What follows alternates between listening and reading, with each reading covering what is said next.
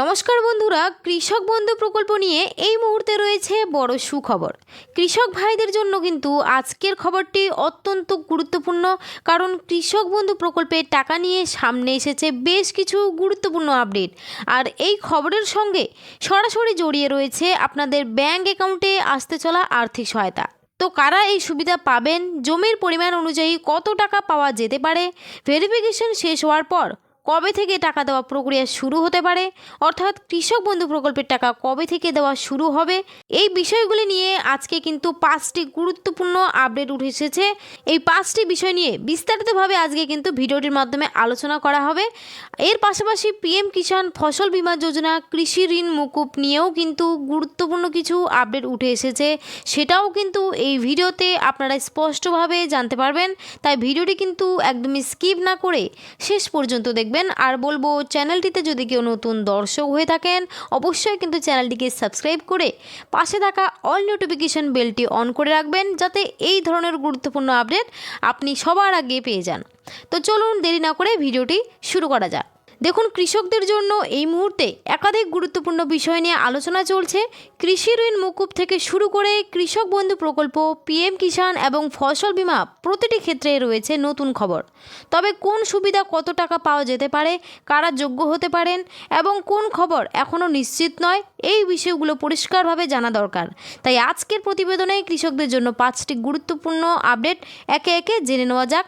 চলুন এখন আমরা এক এক করে সেগুলো জেনে নেব। তো দেখুন, প্রথমেই রয়েছে কৃষকদের ঋণ মুক্তির খবর। দেখুন কি বলেছে, কৃষকদের ঋণের চাপ কমানোর উদ্দেশ্যে একটি বড় ঋণ মুক্তি কর্মসূচির কথা সামনে এসেছে।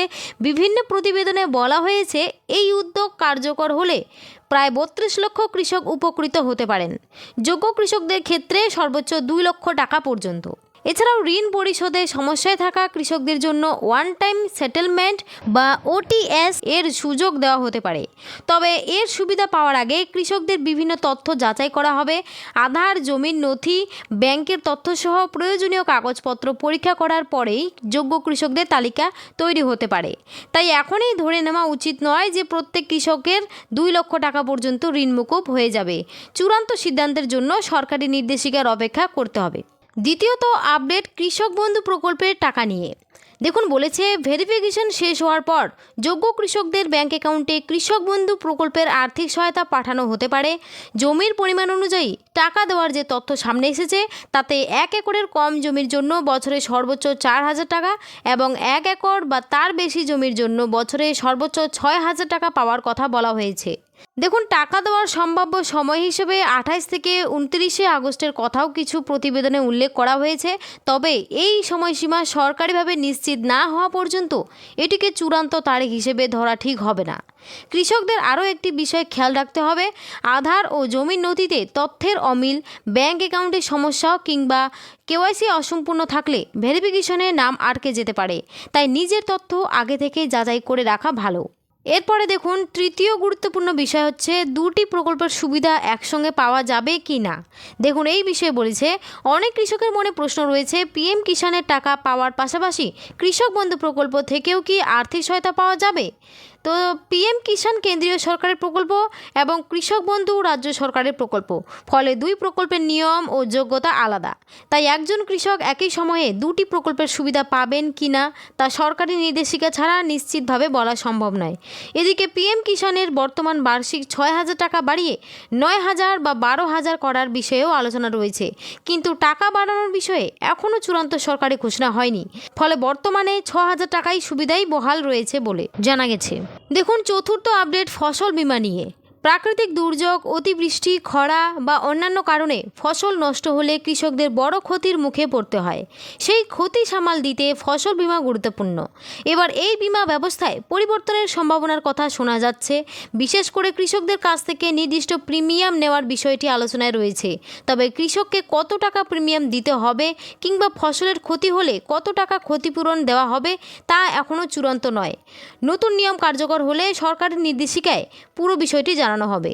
দেখুন, পঞ্চম এবং শেষ আপডেটে বলেছে পিএম কিষাণের মেয়াদ নিয়ে।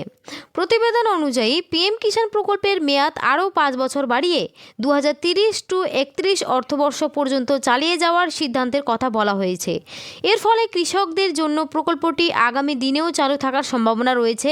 তবে এখন বড় প্রশ্ন হলো, বার্ষিক 6,000 টাকার পরিমাণ কি বাড়বে? এই বিষয়ে দেখুন বলেছে, অনেক কৃষক 9,000 বা 12,000 টাকা করার দাবি করছেন। কৃষির খরচ বাড়ার কারণে এই দাবি নিয়ে আলোচনা থাকলেও বর্তমানে টাকা বাড়ানোর কোনো চূড়ান্ত সরকারি ঘোষণা নেই।